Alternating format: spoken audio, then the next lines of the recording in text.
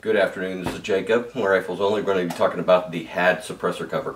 We have two different suppressor covers. One of them is a MAD. It's called a Mirage Abatement Device. That is similar to the HAD in one respect only. Today we're talking about the HAD, Heat Abatement Device. We've taken these suppressor covers out to pretty long stretches with full auto fire. I just kind of wanted to give you the rundown of how they work and how to install them. First off, it's a three-part system. The first one is going to be the inner core, and whenever we have an inner core here, this material is good for 3,000 degrees and then a burst temperature to 3,500. So getting past this inner core is extremely difficult. Now if we just wrap this normally with a Cordura cover, that would make it a MAD. So it would just be for bolt guns and things that aren't going to really get that hot. And the weakness in the system is the Cordura cover. So if you have a bolt gun and you're just going to be using just normal rates of fire with a bolt gun, the MAD will work absolutely fine. But again, talking about the HAD today. So if we're going to go up with higher rates of fire, we need to figure out a way to keep this from graduating out and getting the material, the Cordura material melting. So with the HADs, you end up with a different material here. Now this material here is good for 2,000 degrees and it bursts up to 2,500. So again, three-part system. We've got the inner core, the outer core. We don't really count the Cordura, but we do count the rope that we use, and this rope is also a high heat rope. So whenever we wrap and tie the suppressor cover onto the suppressor, the only part that's really going to have any chance of melting would be the Cordura. Now again, for normal use, you're not ever going to melt that Cordura. If you do, you can get an outer cover again, and it's real simple. So again, I've got the Thunder Beast can on here today. First thing I want to do is I want to measure the can. And I'm measuring this one.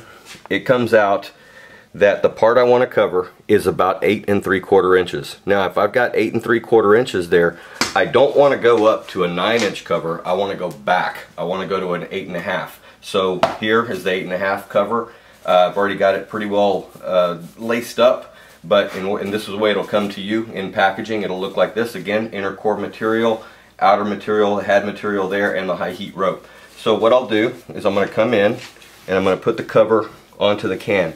Now as it sits here, what I want to happen is I want the front of that suppressor to come flush, or the front of the suppressor cover to come flush with the suppressor right there. If there is a 1/16 or an 1/8 of an inch on this side, that's fine. Even a 1/4 inch, that's fine. If it comes out and looks a little bit like that, that's fine as well. But what we want to do is we want to leave ourselves some room. We don't want it to be, hanging over the edges. So from there, all I'll do is I'll come in and I'll start tightening up the cover with the high heat rope.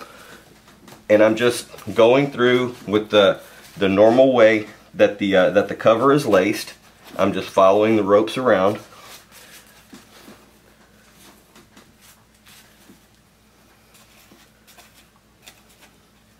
And again, we're just going to end up right back here where we were.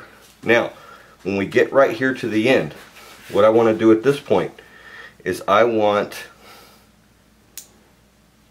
to take the rope and come around your barrel, just like that. And whenever I come around the barrel like that, what that's going to do is that's going to keep me from having to go in and readjust the suppressor cover, because whenever you get recoil on here, the suppressor cover will tend to slide forward. So I'm just going to go around the barrel right there, put on my keeper, my clip, come right into here, release that, and off you go. There's a suppressor cover right there. With the rope on the back of the barrel here, you're not going to get the suppressor cover sliding forward under recoil. So again, Rifles Only HAD suppressor cover.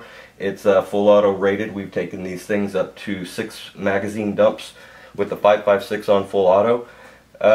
That cover that we did that with is still in service. So go to riflesonly.com. Let us know if you have any questions.